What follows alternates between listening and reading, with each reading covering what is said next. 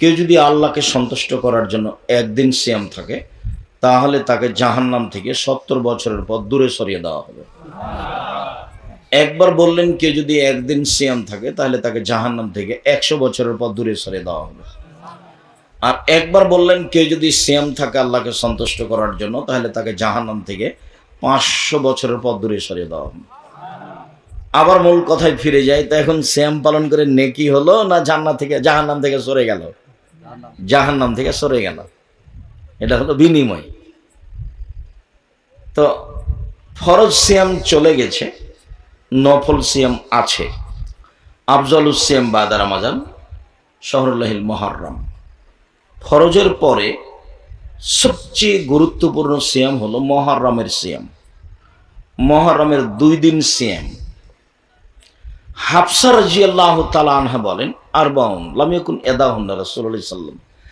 4টা জিনিস আল্লাহ রাসূল কখনো ছাড়তেন না।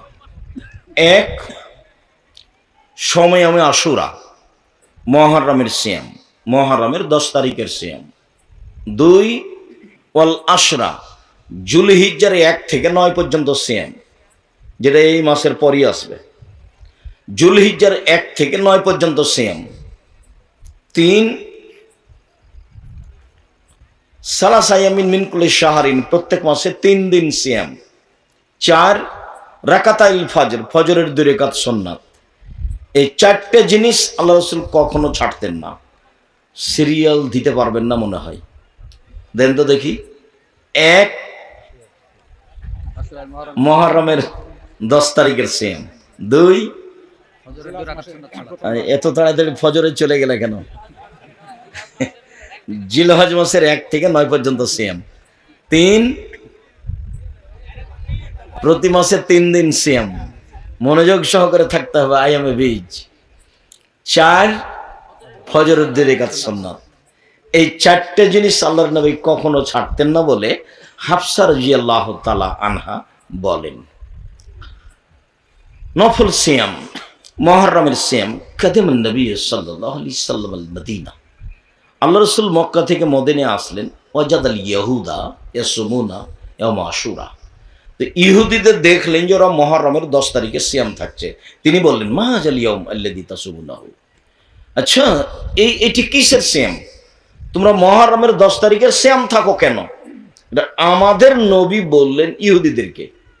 কোথায়? মদিনায়। আল্লাহর নবী মক্কা থেকে মদিনায় এসে দেখলেন যে মদিনার ইহুদিরা মুহররমের 10 তারিখে সিয়াম থাকে। তো আল্লাহ নবী বললেন, এটা কিসের সিয়াম তোমরা থাকো? তো ওরা বলল যে হাজার ইয়াউমুন আযীম। আরে এটা জানেন না? এটা তো অনেক বড় দিন, এটা অনেক বড় বিশাল দিন। আনজাল্লাহু তাআলা ফিহি ফিরআউন মূসা ওয়া কওমাহু, এই দিনে আল্লাহ মূসা এবং তার সম্প্রদায়কে বাঁচিয়ে দিয়েছেন। ওয়া গাররাকা ফিরআউন ওয়া কওমাহু, এই দিনে ফিরআউন এবং তার সম্প্রদায়কে সাগরে ডুবিয়ে দিয়েছে। ফাসামা শুকরান মূসা, তখন মূসা বললেন যে তুমি এত বড় কাজ করলে, এইভাবে বাঁচালে আমাকে, আর এইভাবে ফেরাউনকে ডুবিয়ে দিলে, তা আমি কি করে শুকরিয়া আদায় করি? যাক, আমি আজকে সিয়াম থাকলাম, মুহররমের 10 তারিখ আমি সিয়াম থাকলাম। এইটা সিয়াম আমরা এই কারণে রাখি, এইটা আমাদের শুকরিয়ার দিন। বলেন তো তাহলে মুহররমের 10 তারিখ কিসের দিন হলো? শুকরিয়া আদায়ের দিন। তখন আল্লাহ রাসূল বলছেন, নাহনু আহাক্কু আউলা বিমূসা মিনকুম, আরে শোনো, তোমরা মূসার সুন্নাত পালন করার ব্যাপারে যে হক রাখো, আমরা তার চেয়ে বেশি রাখি। অতএব আমি মুহররমের 10 তারিখে সিয়াম থাকলাম, সাহাবীগণ তোমরাও থাকো। যেমন বলেছেন যে তোমরাও থাকো, তেমনি সাহাবীগণ বলছেন, বলেন কি আমরা সিয়াম থাকবো? মানে এটা তো ইহুদিদের বড় দিন, এটা তো খ্রিস্টানের বড় দিন, আর আপনি আমাদেরকে দিন রাত বলছেন যে ওদের বিরোধিতা করতে হবে। আমরা মুহররমের 10 তারিখে সিয়াম থাকলে এটা বিরোধিতা হলো না অনুকূলে হলো? অনুকূলে হলো। আমরা কেন সিয়াম থাকবো? তখন আল্লাহ রসুল বলছে আচ্ছা আচ্ছা ঠিক আছে ঠিক আছে। লাইন বাকাই তো সানাতাল কাবেল লাসমানা তাসিয়া, শোনো সামনে বছর যদি আমি বেঁচে থাকি তাহলে 9 তারিখও সিয়াম থাকবো, 9 তারিখ হবে বিরোধিতা, 10 তারিখ হবে শুকরিয়া। তাহলে মুহররমের সিয়াম কয়টা হলো? 2টা, শুকরিয়া আর একটা হলো বিরোধিতা। মুহররমের সিয়াম থাকতে হবে। রাসূল সাল্লাল্লাহু আলাইহি সাল্লাম বলেন সিয়ামে আশুরা আহতাসিবু আলাল্লাহি কাফরা সালাতে কাবলাহু। আল্লাহ নবী বলছেন আমি আশা করছি মুহররমের একদিন সিয়াম থাকলে অতীতের 1 বছরের পাপ ক্ষমা হবে। 2 দিন সিয়াম থাকলে, মুহররমের 2 দিন সিয়াম থাকলে অতীতের 1 বছরের পাপ ক্ষমা হবে। মুহররম, আরাফা। রাসূল সাল্লাল্লাহু আলাইহি সাল্লাম বলেন সিয়ামে আরাফা আহতাসিবু আলাল্লাহি আইকারফানা সালাতি কাবলাহু ওয়া সানাতাল্লাতি বাদাহু। কেউ যদি আরাফার একদিন সিয়াম থাকে তাহলে আগে পরে 2 বছরের পাপ ক্ষমা হবে। আরো পাওয়ার ভিন্ন, কঠিন পাওয়ার। মানে জুলহিজ্জা মাসের প্রথম 10 দিন, কুরবানির মাসের প্রথম 10 দিন, রমজানের শেষের 10 দিনের চেয়ে দামি। মানে আল্লাহর নবী যখন বলেছেন আহাব্বুল আমাল ইলাইয়া ইলাল্লাহ তাআলা, আল্লাহর নিকটে জুলহিজ্জার প্রথম 10 দিনের ইবাদত দুনিয়ার সব কিছুর চেয়ে উত্তম। তখন সাহাবীগণ বললেন জিহাদের চেয়ে উত্তম। তো আল্লাহ রাসূল বললেন হ্যাঁ জিহাদের চেয়ে উত্তম। তখন বিদ্বানগণ ভাবতে লাগলেন আচ্ছা জিহাদের চেয়ে উত্তম হলো, সবকিছুর চেয়ে উত্তম হলো, তো রমজানের শেষ দশকের চেয়েও কি উত্তম? রমজানের শেষ দশক তো আল্লাহ রাসূল একবারে প্রস্তুতি, কম খাও, কম ঘুমাও, কম কথা বলো, ব্যবসা বাণিজ্য কমাও, তাসবিহ তাহলিল জিকির আজকার, সারা রাত জেগে থাকো, 8 রাকাত তারাবি পড়ো, দীর্ঘ কিরাত করো, দীর্ঘ সিজদা করো, দীর্ঘ রুকু করো, ঘন্টা ঘন্টা কান্নাকাটি করো, ইবাদত করো, খুব সব সময় জেগে থাকো। আল্লাহ রাসূল নিজে জাগলেন, পরিবারকে জাগালেন, রাত জেগে থাকলেন। মুহররমের 10 তারিখে যত, রমজানের শেষ দশকে যত চেষ্টা করতেন কখনো তা চেষ্টা করতেন না। তো এগুলো তো অনেক হাদিস। তো জুলহিজ্জার প্রথম 10-এর ব্যাপারে যে বললেন সবচেয়ে ভালো, তাহলে কি রমজানের শেষ দশকের চেয়ে জুলহিজ্জার প্রথম দশক বেশি দামি? তখন বিদ্বানগণ বলছেন যে হ্যাঁ। কেন? বলছে রমজানের শেষ দশকে একটাই জিনিস আছে, সেইটা হলো লাইলাতুল কদর। আর জুলহিজ্জাতে 3টা আছে। 1 হজের দিন আছে, 2 আরাফার দিন আছে, 3 কুরবানি আছে।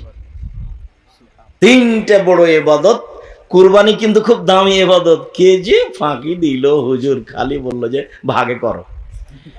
আবার কে বলছে ভাগে চলবে না, এমন ঝাঁকি মারছে।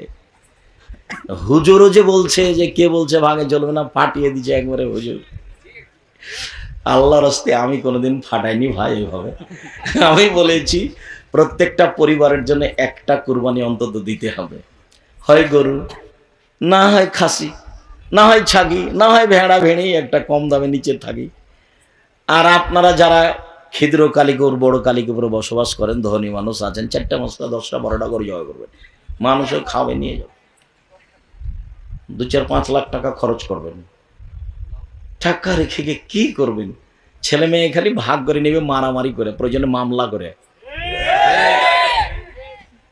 তো গাইবান্ধা রংপুরে বাড়ি, তো বোনের আগে ভাগ দেয়নি, তখন মামলা করে দিয়েছে। তো কাঠগড়াতে বোন একদিকে আছে, ভাই একদিকে আছে, কি ব্যাপার, আমরা তো বাপের জমি ভাগ পাইনি, তখন মামলা করেছি। তো এটা হলো সম্পদের ফলাফল। কুরবানি করে টাকা কমিয়ে দেন, 4টা 5টা 10টা 12টা কুরবানি দেন, ভাগের পথেই যায়েন না। কার হালাল কার হারাম, কেন ওগুলো করতে যাবে? যতই জোরে বলুক হুজুরের কণ্ঠের চোটে ভেসে যাবেন না। কুরবানি খুব দামি ইবাদত, কুরবানি আল্লাহর কাছে খুব সন্তুষ্টপূর্ণ ইবাদত। আমরা গোস্ত খেতে পাই, এটা আল্লাহর একটা দয়া। আমরা গোস্ত খেতে পাই, এটা কি আল্লাহর দয়া। আগে কুরবানির পশু কি হতো, জ্বলে যেত। তো আল্লাহ দয়া করে ওটা আটকে দিয়ে আমাদের খাওয়ার জন্য দিয়ে দিয়েছে। এটা মূল ব্যাপার নয়, আমরা আল্লাহকে সন্তুষ্ট করার জন্য কুরবানি দিলাম, এইটা হলো মূল ব্যাপার। আচ্ছা ফিরে যাই, আরাফার সিয়ামের কারণে কথাটা এসেছিল। আরাফার সিয়াম একদিন খুব দামি। এরপরে যায় প্রত্যেক মাসে 3 দিন। প্রত্যেক মাসে 3 দিন সিয়াম থাকলে সারা বছরের সিয়াম হবে বলে রাসূল সাল্লাল্লাহু আলাইহি ওয়াসাল্লাম বলেছেন, একাধিক সহিহ হাদিস। সারা বছর সিয়াম পালনের 2টা পদ্ধতি, এক রমজান এবং প্রত্যেক মাসে 3টে, রমজান এবং প্রত্যেক মাসে 3টে। তাহলে কি হবে, সারা বছরের সিয়াম পালনে নিয়ে কি হবে। আর একটা পদ্ধতি, এটা সহজ।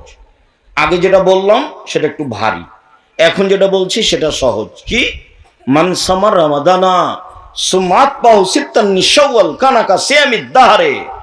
কেউ যদি রমজানের সিয়াম থাকে আর শাওয়ালের 6টা থাকে, তাহলে সে সারা বছরের সিয়াম থাকলো।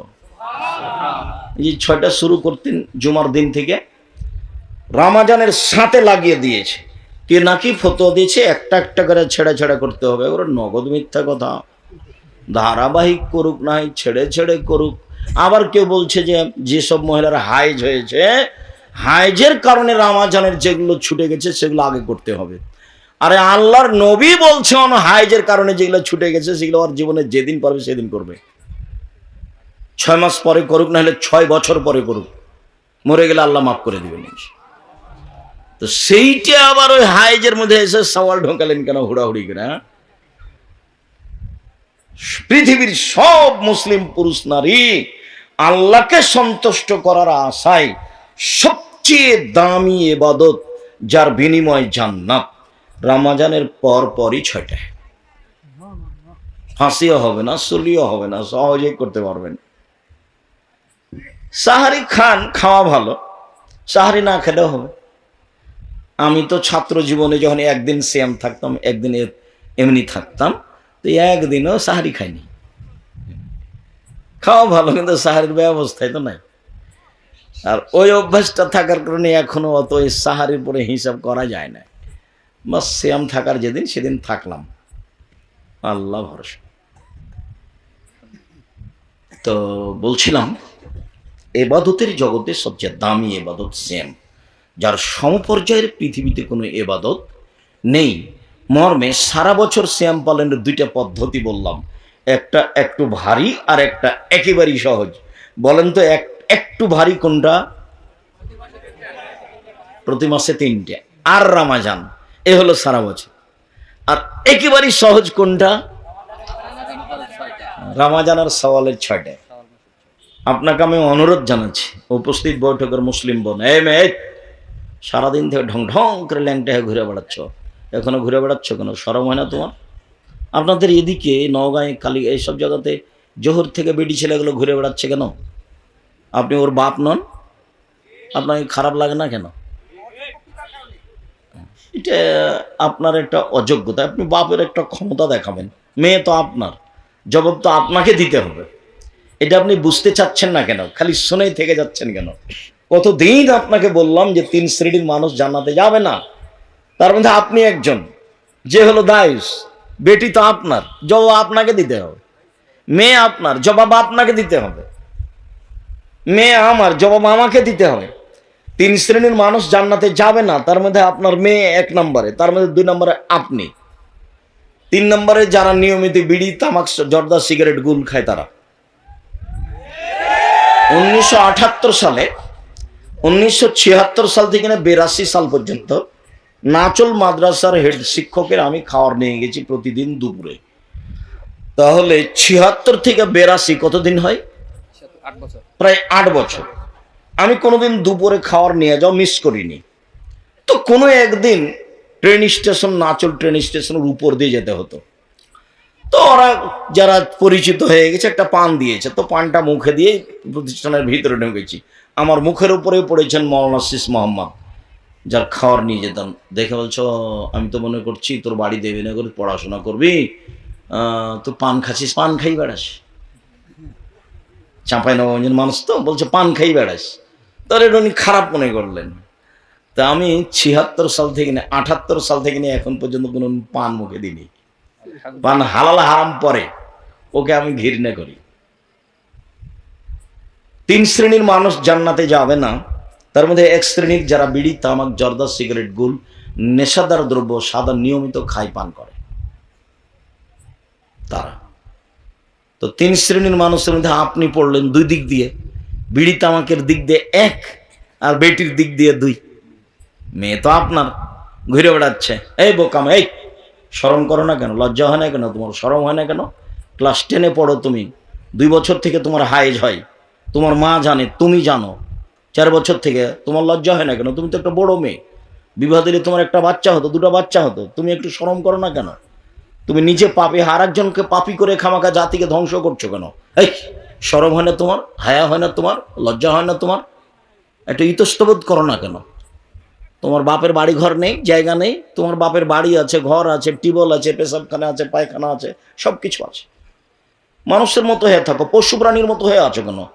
গরু ছাগলের মতো হয়ে আছো কেন? বুঝেও বোঝে না ওরা, অন্তর আছে বুঝে না, দেখেও দেখে না ওরা, চক্ষু আছে দেখে না, শোনেও শোনে না ওরা, কান আছে শোনে না। ওলাইকা কালানাম, তারা পশু প্রাণীর মতো, তারা গরু ছাগলের মতো, তারা কুকুর শ্রীগালের মতো, বালু মাজাল বরং তার চেয়ে খারাপ। যারা বুঝলে বুঝবে কিন্তু বুঝতে চায় না, যারা শুনলে ভালোভাবে শুনতে পারবে কিন্তু শুনতে চায় না, এই মানুষগুলিকে আল্লাহ বলছেন গরু ছাগল কুকুর শ্রীগালের মতো। তবে আল্লাহ কুকুর শ্রীগাল বলেননি, বলেছেন যে কুকুর শ্রীগালের মতো। কেন? কুকুর শ্রীগাল হারাম খায়, কোনোদিনই ছাড়তে পারবে না, আর মানুষ ইচ্ছা করলে ছাড়তে পারবে। এই জন্য আল্লাহ বলেননি যে ও কুকুর শ্রীগাল, ওকে বলেছেন যে ও কুকুর শ্রীগালের মতো। আবার বলছেন যে বালু মাজাল বরং তার চেয়ে খারাপ, মানে এটা তার দুর্বল সাইড উল্লেখ করা হলো। কেন তুমি বুঝবে না? উপস্থিত বৈঠকের মুসলিম বোন, মেয়ে তো আপনার, আপনি তার মা, আপনি শক্ত হবেন। আপনার চোখের সামনে সে এভাবে হাঁটে কি করে? আপনি তার মা, আপনি তাকে দুধ খাইয়েছেন, আপনি তাকে প্রসব করেছেন, আপনি তাকে লালন পালন করেছেন, আপনার চোখের সামনে এভাবে ঢং করে বেড়ায় কি করে? আপনি মা হিসাবে জিম্মেদারি পালন করবেন না? মা তো ওই বহুদিন বলেছি, মা হলে 4টে জিনিস লাগে। ওটুকু বলে আমার এই অংশ ছেড়ে তাড়াতাড়ি চলে যাব, কথা শেষ করব তাড়াতাড়ি।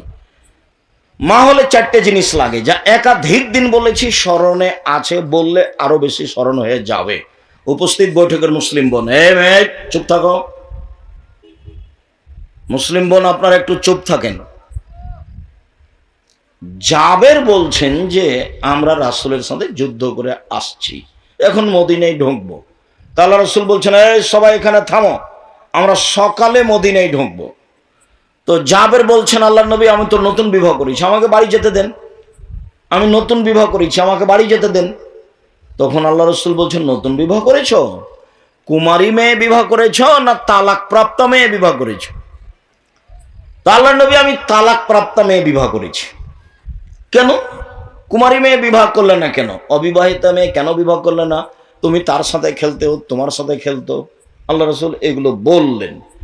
তখন জাবের বলছেন, আল্লাহর নবী শোনেন, আমার আব্বা উহুদের যুদ্ধে শহীদ হয়েছেন 9 জন মেয়ে রেখে,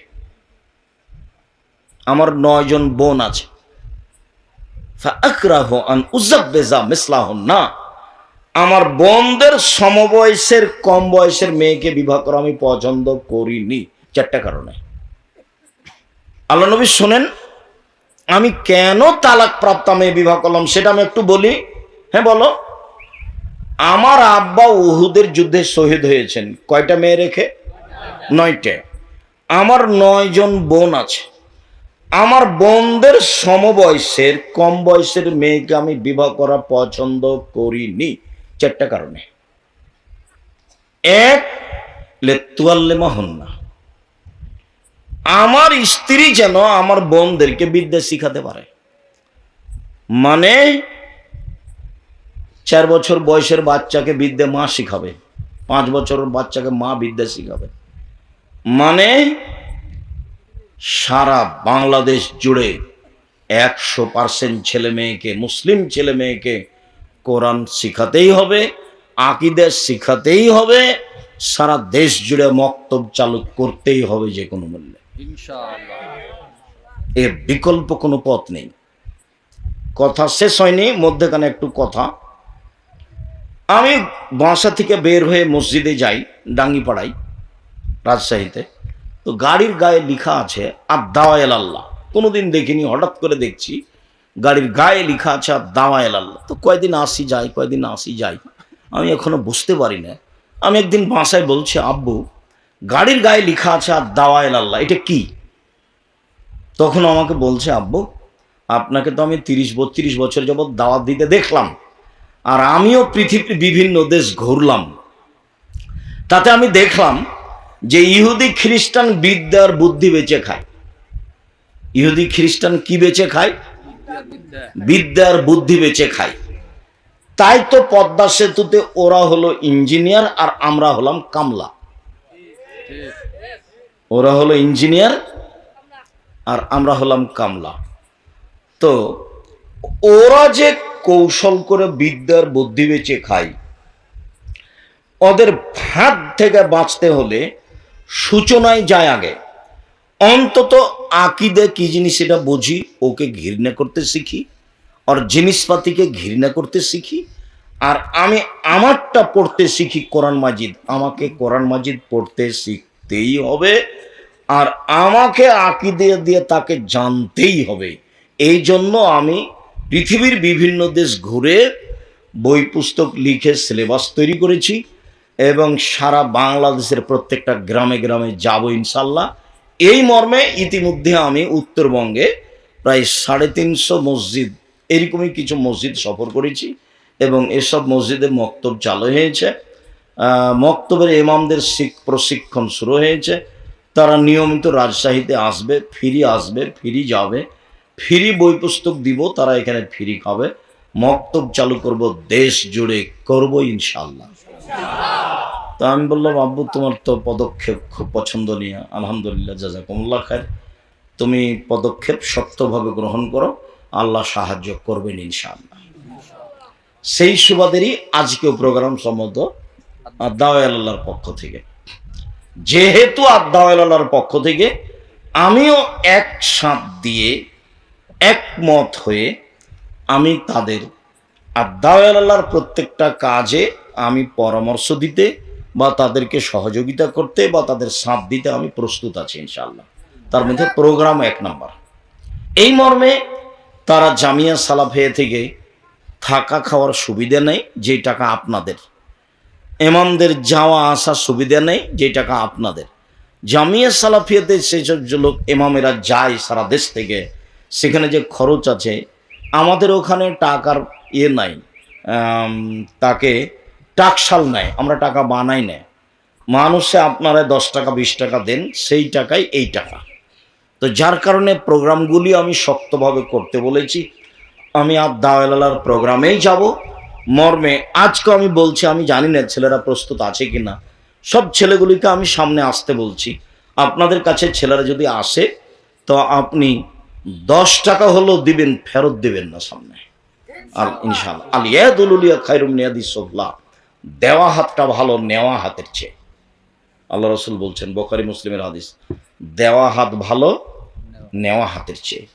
সব সময় দেওয়া হাতে থাকবেন। তোমরা আদ-দাওয়া ইলাল্লাহর ছেলেরা আছো তো সবাই যাও, ভিতরে যাও। আপনাদের সামনে যাবে 2-1 মিনিট, 2-4 মিনিট। আমি কথার মধ্যে আছি, যেটা কথা বলতে চেয়েছি সেটা বলবো। আমি একটা কথার মধ্যে আছি। 4টা কারণে আমি কম বয়সের মেয়েকে বিবাহ করিনি। তো ছেলেরা যখন সামনে আসবে, তখন আপনাকে আমি বলি না যে এখনই 10,000 টাকা দিতে হবে। আপনাকে আমি বলি যে আপনি নিজেকে বঞ্চিত রাখবেন না। 10 টাকা হোক, 500 টাকা হোক, 50 টাকা হোক, সামনে যখন তারা আসবে তখন আপনার সামনে দিয়ে এমনি চলে যাবে, এইটা যেন হয় না, এইটুকু আপনি মাথায় রাখবেন।